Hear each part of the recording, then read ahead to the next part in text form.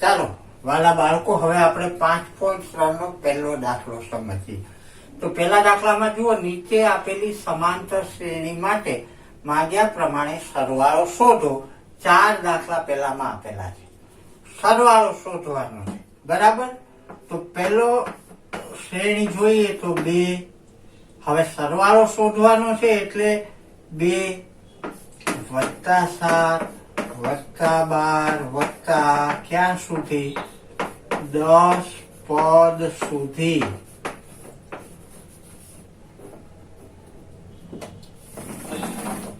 અહીંયા તમે જોયું છેલ્લું પદ નથી, 10 પદ સુધી.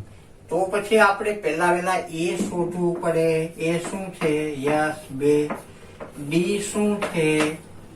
7 ઓછા 2. 7 માંથી 2 બાદ કરો, 5 થાય. અને n બરાબર કેટલા પદ સુધી? 10. એટલે n બરાબર 10. અને સરવાળો શોધવાનો એટલે s 10 શોધવાનું છે. ખ્યાલ આવ્યો બાળકો? શું કર્યું મેં, કેમ લખ્યું? ખ્યાલ આવ્યો કે નહીં? પેલું પદ ડી શોધ્યો 10 પદ સુધી એટલે n બરાબર 10. અને સરવાળો શોધવાનો એટલે s 10 શોધવાનું. થઈ ગયું. હવે તો આપણી પાસે SN નું સૂત્ર લખતા જશું એટલે યાદ રહેશે. n છેદમાં 2 2a plus n minus 1 into D. આ સૂત્ર છે. તો s 10 બરાબર n એટલે 10 10 છેદમાં 2 કૌંસમાં 2 કૌંસમાં a એટલે 2 વત્તા n એટલે 10 છે ને, માઇનસ 1 અને d એટલે 5. બસ બધી કિંમત મૂકી દેવાની છે. અહીંયા છેદ ઉડે તો ઉડાડી દેવાના. 2 પંચા 10. તો s 10 બરાબર 5 કૌંસમાં 2 દુ 4 વત્તા 10 ઓછા 1 9 ગુણ્યા 5. આ થઈ ગયું. તો s 10 બરાબર 5 ગુણ્યા, આ ગુણાકાર છે, 9 પંચા 45 વત્તા 4 એટલે 49 થઈ ગયું. તો s 10 બરાબર આ બંનેનો ગુણાકાર કરતા જે મળે એ આપણો જવાબ. ગુણાકાર કરો.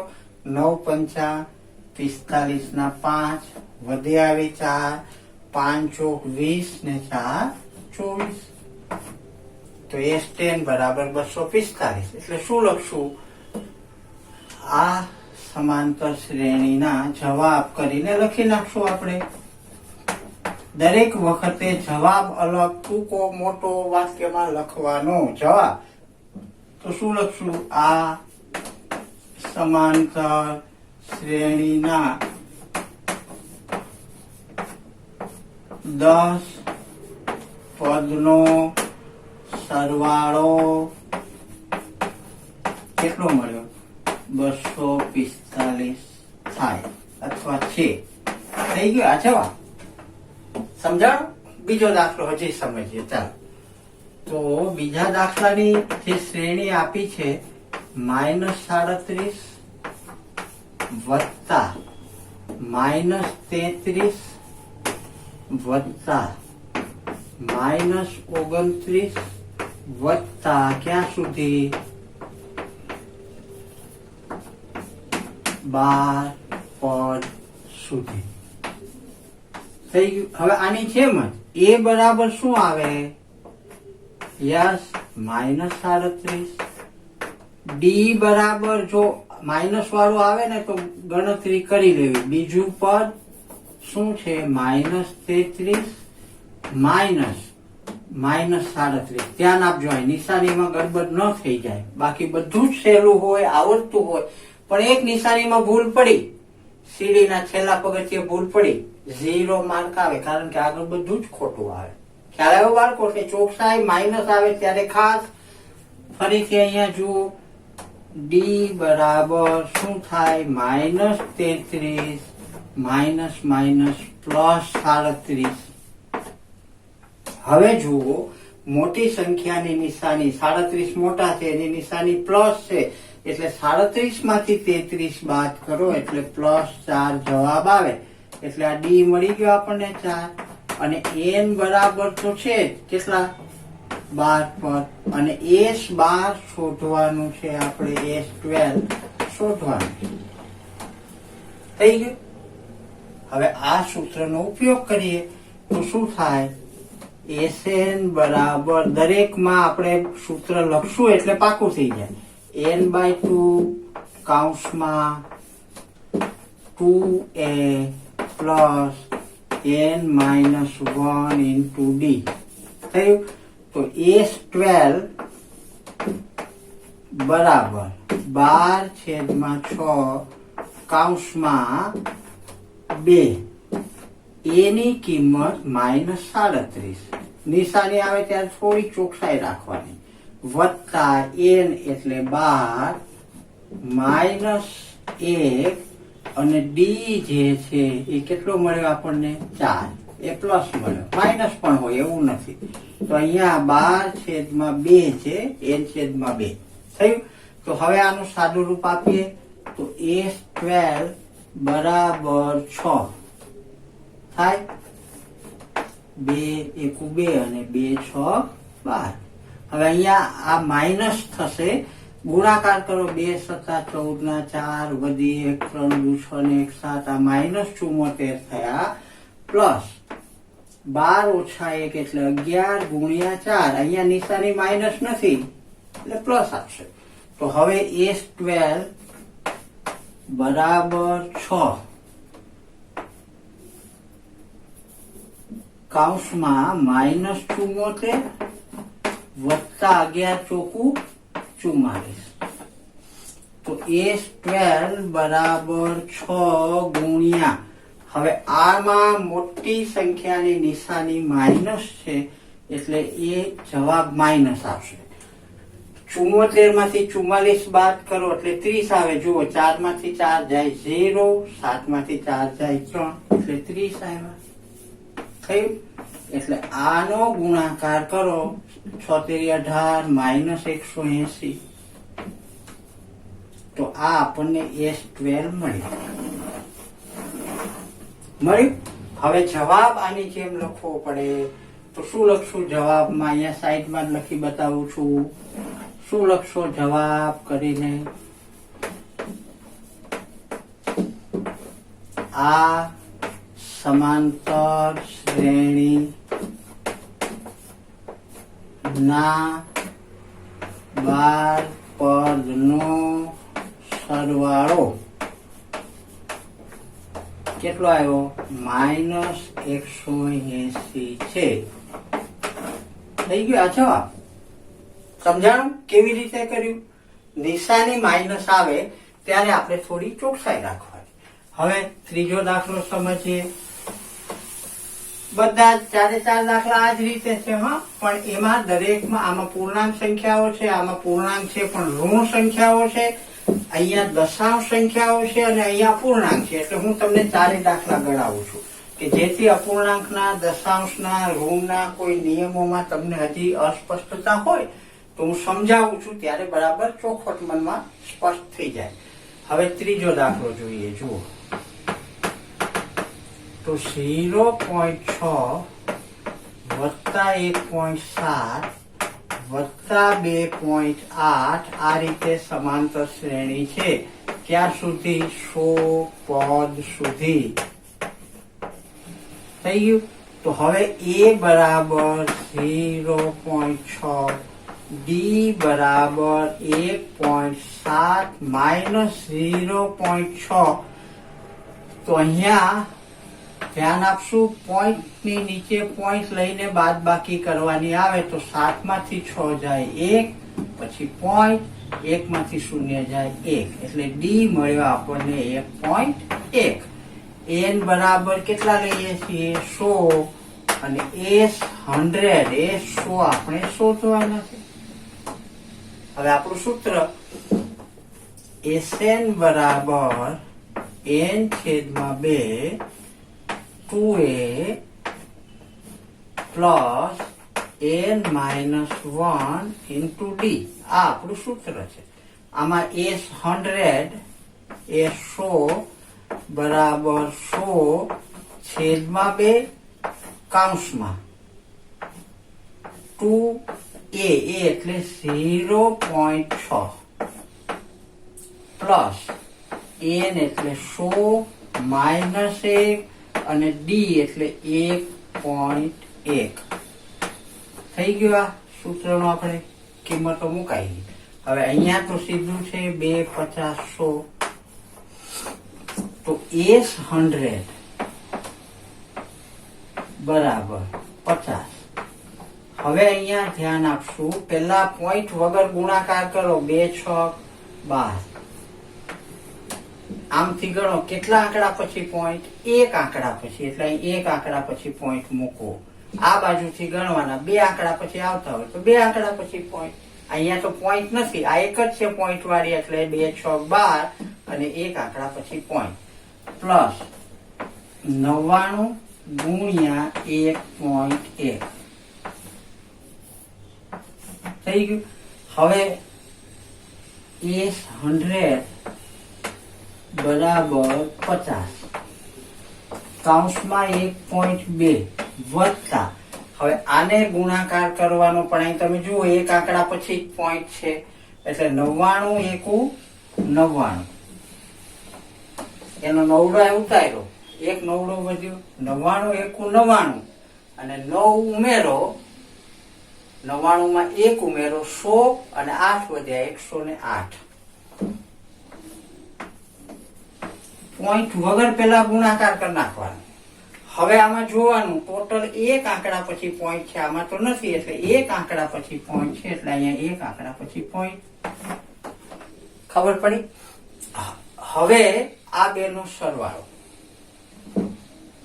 તો s 100 બરાબર 50 ગુણ્યા આ બે નો સરવાળો પોઈન્ટ ના પછીના આંકડા ને પોઈન્ટ ના પછીના આંકડા 9 ને 2 11 ના 1 પોઈન્ટ આવી ગયો. 11 નો એકડો વધી 1, અહીંયા ઉમેરો 8 ને 1 9 9 ને 1 10 10 નું 0 વધી આવી 1, અહીંયા ઉમેરો 1 માં 0 જાય એટલે 1 અને 1 ના 1. આટલું મળ્યું 110.1. હવે આને 50 વડે જેમ મેં પેલા કીધું એવી રીતે ગુણવાના છે. તો અહીંયા ગુણાકાર કરીએ. 50 એકુ 50 નું 0 વધી આવી 5, 50 ગુણ્યા 0 એટલે 0 ને એમાં 5 ઉમેરો એટલે 5, ફરીથી 50 એકુ 50 નું 0 વધી આવી 5, 50 એકુ 50 ને 5 55. કેટલા આંકડા પછી 0? એક આંકડા પછી. તો અહીંયા પોઈન્ટ આવે, પોઈન્ટ 0 એટલે પોઈન્ટ પછી બધા શૂન્ય હોય 1 2 3 4 તો એની કોઈ કિંમત રહેતી નથી. એટલે આ પૂરો જવાબ થયો. એટલે s 100 બરાબર 5505. પોઈન્ટ 0 છે એટલે નથી લખતા. જો પોઈન્ટ પછી કોઈ અંક હોત એગડો બગડો પાંચડો તો લખવો પડે. તો આ s 100 થઈ ગયું. હવે આપણે શું લખવાનું છે? જવાબ. શું લખશો જવાબ? હવે તો આવડે ને. શું લખશો? આ સમાંતર શ્રેણીના 100 પદનો સરવાળો 5505 થાય છે. ખ્યાલ આવ્યો? અહીંયા આ ગુણાકાર બરાબર સમજી લેવા પડે અને સરવાળો બરાબર સમજી લેવો પડે.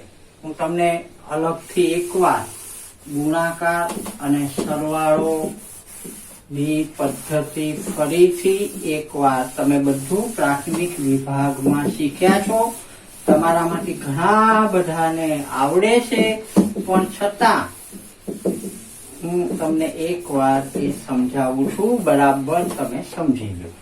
તો અહીંયા છે પેલા તો 99 ગુણ્યા 1.1. જુઓ 99 ગુણ્યા 1.1. તમે પોઈન્ટ નહીં જુઓ, બે આંકડાથી ગુણો એટલે દશક નું 0, દશક ના અંક થી ગુણો, 1 ગુણ્યા 9 એટલે 9, 1 ગુણ્યા 9 એટલે 9. આમ થયું.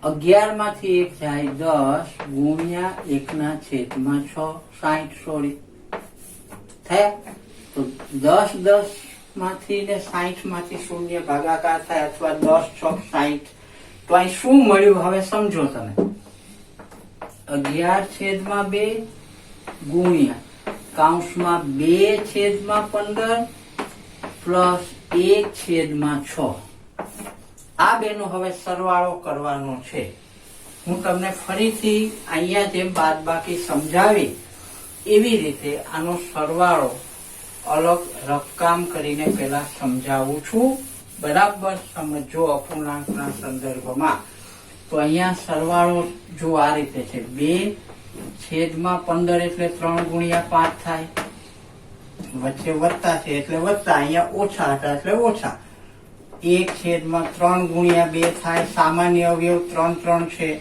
અહીંયા 5 છે, અહીંયા 2 નથી, 5 છે. અહીંયા 2 છે, 5 નથી. તો જે ન હોય એનાથી ગુણવાના. કેટલાથી?